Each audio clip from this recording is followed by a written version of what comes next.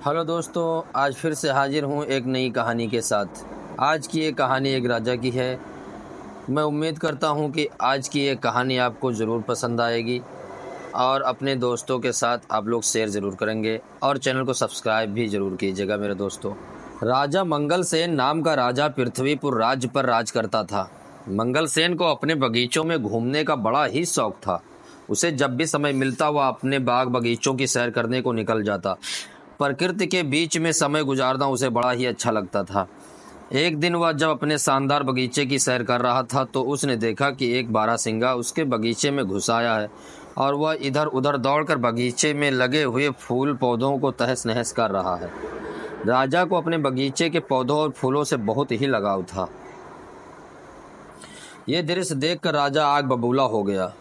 राजा मंगलसेन ने तुरंत अपने सैनिकों को आवाज लगाई कि वह बारहसिंगा को पकड़े और राजा खुद भी बारहसिंगा का पीछा करते हुए दौड़ने लगा। बारहसिंगा बगीचे से बाहर आ गया और राजा ने भी उसके पीछे अपना घोड़ा दौड़ा दिया। मंगलसेन बारहसिंगा का पीछा करते करते अपने राज्य की अंतिम सीमा तक आ गया, परंतु वह बारहसिंगा को ना पकड़ सका। उछलता कूदता बारहसिंगा उसकी आंखों से ओझल हो गया। अब राजा मंगलसेन थक चुका था। उसकी वहां से आगे जाने की इच्छा नहीं हुई तो वह वहीं पर रुक गया। मौसम बहुत ही गर्म था और राजा को प्यास भी लगने लगी थी। उसने नहाने की सोची। जब वह नहा रहा था तो एक चोर उसका घोड़ा और कपड़े लेकर भाग गया। चोर अपने पुराने कपड़े वहीं पर फेंक गया।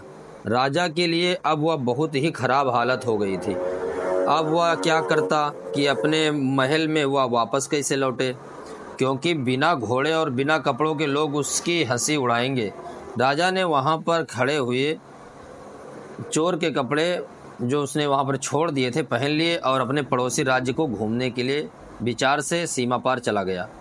दूसरे राज्य में जाकर बहुत दूर तक राजा मंगलसेन चोर के कपड़ों में घूमता रहा। तभी उसकी नज़र झाड़ियों में चमकती हुई एक वस्तु पर पड़ी। राजा ने तुरंत वह वस्तु उठा ली। यह वस्तु चमकता हुआ एक मोतियों का हार था, वह भी बहुत ही कीमती मोतियों का हार।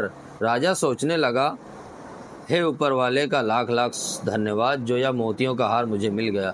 अब मैं अपने लिए नए कपड़े और एक घोड़ा खरीद सकता हूँ। चलो चलकर इसे बाजार में बेचने की कोशिश करता हूँ। चलते चलते वह पड़ोसी राज्य के बाजार में जा पहुँचा। वहाँ एक सुनार के पास गया और कहने लगा, सेठ जी, क्या तुम मुझसे एक मोतियों का हार खरीदोगे? मेरे पास बेचने के लिए एक कीमती हार है। मैं एक नदी पार कर रहा था तो मुझे वहां पर यह हार मिला। सुनार बोला, दिखाओ तो कैसा कीमती हार है। राजा मंगलसेन ने वह हार सुनार को दिखाया। हार को देखते ही सुनार चिल्ला पड़ा, अरे चोर, तुमने इसको कहाँ से चुराया? मैंने इसे ही तो 2000 बार राजा साहब के लिए बनवाए थे। ऐसे सिर्फ 2 ही हार हैं, उसमें से एक पता नहीं कहाँ चला गया। जरूर तुमने ही यह चुराया होगा। चलो इसी समय राजा के दरबार में। मंगलसेन बोल नहीं सका, सेठ जी, नहीं सेठ जी, ऐसी बातें मत करो। मैं चोर नहीं हूँ, मुझे तो यह हार पड़ा हुआ मिला था।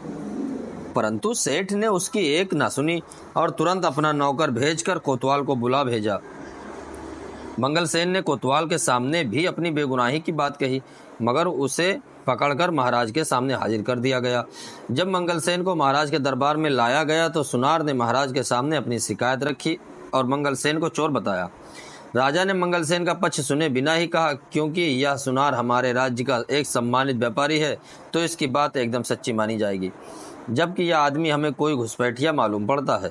इसलिए इसे चोरी के अपराध में कारागार में डाल दिया जाए और ठीक 3 दिन के बाद इसके हाथ काट दिए जाएंगे। यही हमारे राज्य का कानून है। फैसला सुनकर मंगलसेन घबरा गया और दया की भीख मांगने लगा, परंतु किसी ने उसकी एक ना सुनी और उसे कारागार में डाल दिया गया।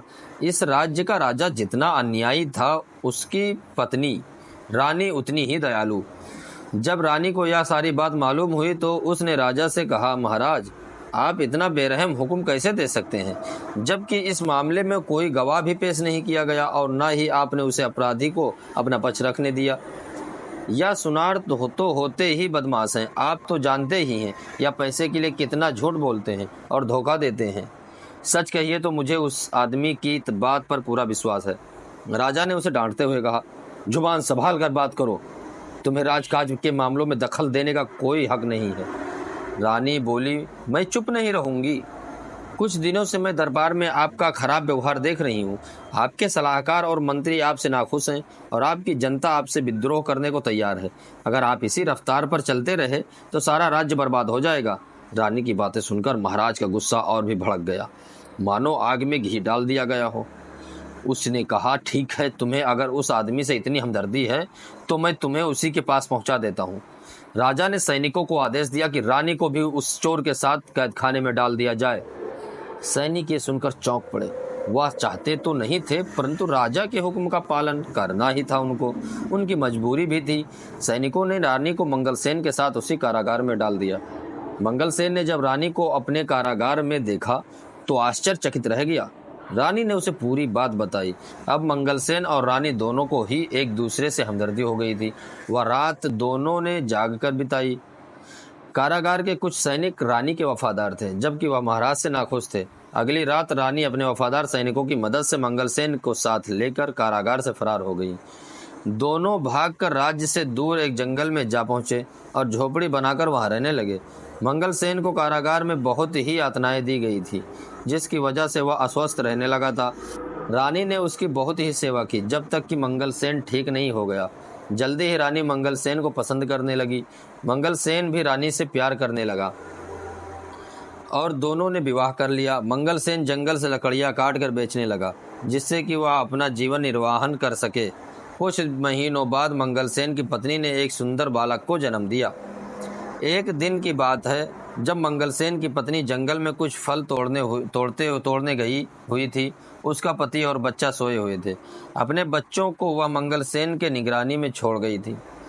घुटनों के बल चलते चलते बच्चा नज़दीक के एक कुएं के पास जा पहुंचा और कुएं में गिर गया। जब मंगलसेन की आंख खुली तो बच्चे को वहां ना पाकर वह बहुत ही दुखी हुआ। वह तो बिल्कुल पागल सा हो गया था और चिल्ला चिल्ला कर रोने लगा।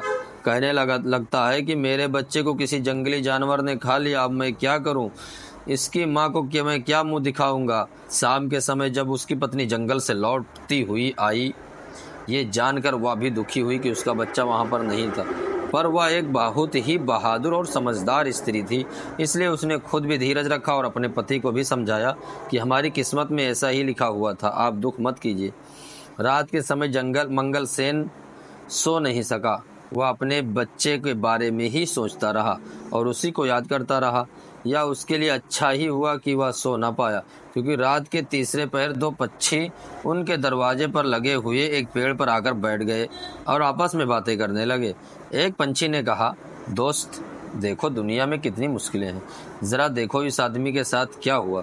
इसको अपना देश छोड़ना पड़ा और अपना बेचारा दूसरे देश में भिखारी की तरह रह रहा है, जहाँ उसकी बड़े अन्यायपूर्ण ढंग से सजा दी गई है। और अब यह अपने सुंदर से बेटे के दुख में परेशान भी है। इसका बेटा कल दोपहर से ही इस कुएं में गिर गया था। दूसरा पंछी बोला, इन बेचारे लोगों को क्या क्या परेशानियां उठानी पड़ी। क्या इनके लिए कुछ किया नहीं जा सकता? हाँ, किया जा सकता है। अगर मंगलसेन इस कुएं में कूद जाए तो वह आसानी से अपने बच्चों को बचा सकता है, क्योंकि वह बच्चा अभी भी कुएं में जिंदा है। राजा मंगलसेन ने उन दोनों पंछियों की बातें सुनी तो उसे सुनकर बड़ा ही आश्चर्य हुआ और खुशी भी हुई। जैसे ही सुबह हुई, उसने अपनी पत्नी को जगाया और उसे रात वाली बात बताई और उसकी सलाह मांगी। रानी बोली, आप पंछियों की बात मानकर कुएं में कूद जाइए। राजा इस समय कुएं में कूद गया और उसने अपने बच्चे की जान बचा ली। इस घटना के कुछ दिन बाद मंगलसेन और रानी सो रहे थे तो अचानक कुछ आवाज़ सुनकर वे चौंक गए। बाहर देखा तो कुछ सैनिकों ने उन्हें घेर रखा था। वह भय के मारे कांपने लगे कि शत्रु राजा ने उन्हें फिर से पकड़ने के लिए सैनिक भेजे हैं। परंतु तभी मंगलसेन का एक पुराना मंत्री उसके सामने आया और अपने राजा को प्रणाम करते हुए कहा, महाराज, आखिर हमने आपको ढूंढ ही लिया। उसने देखकर मंगलसेन बहुत खुश हुआ। तब मंत्री ने बताया कि उसने अपने गुप्तचरों की सहायता से मंगलसेन को ढूंढने में सफलता पाया है। उसने यह भी बताया कि उसके राज्य की जनता बेसब्री से मंगलसेन का इंतजार कर रही है। अब राजा अपनी पत्नी और बच्चे के साथ अपने राज्य वापस चला गया। मंगलसेन फिर से अपनी राजगद्दी पर बैठ गया और पहले की तरह ही राज करने लगा। गद्दी पर बैठते ही मंगलसेन सबसे पहले यह काम किया उसने अपनी सेना को लेकर उस राजा के ऊपर चढ़ाई कर दी जिसने उसके साथ बुरा व्यवहार किया था। इस युद्ध में मंगलसेन जीत गया और वह दूसरा राजा हार गया। शत्रु राजा मंगलसेन से दया की भीख मांगने लगा। शत्रु राजा ने बताया कि इन दुष्ट सुनार की वजह से उसने मंगलसेन के साथ ऐसा व्यवहार किया था, अब वह उसको जाते ही सजा देगा। शत्रु राजा को गिड़गिड़ाता हुआ देखकर मंगलसेन को उस पर दया आ गई। मंगलसेन ने उसे माफ़ कर दिया और उसे छोड़ दिया। उसके बाद सारे राज्य में शांति और खुशहाली फैल गई। मंगलसेन अब अपनी पत्नी और बच्चे के साथ एक खुशहाल जीवन बिताने लगा। सारी प्रजा अपने राजा के साथ साथ नई रानी और उसके बच्चे को पाकर भी बहुत ही प्रसन्न थी। आपको ये कहानी कैसी लगी ये आप हमें कमेंट करके बता सकते हैं। आगे भी हम ऐसे ही मज़ेदार कहानियाँ आपके लिए लाते रहेंगे। अगर चैनल पर नए हैं तो चैनल को सब्सक्राइब ज़रूर कीजिए, कृपया प्लीज़ चैनल को सब्सक्राइब ज़रूर कीजिए। दोस्तों, मिलते हैं अगली स्टोरी में।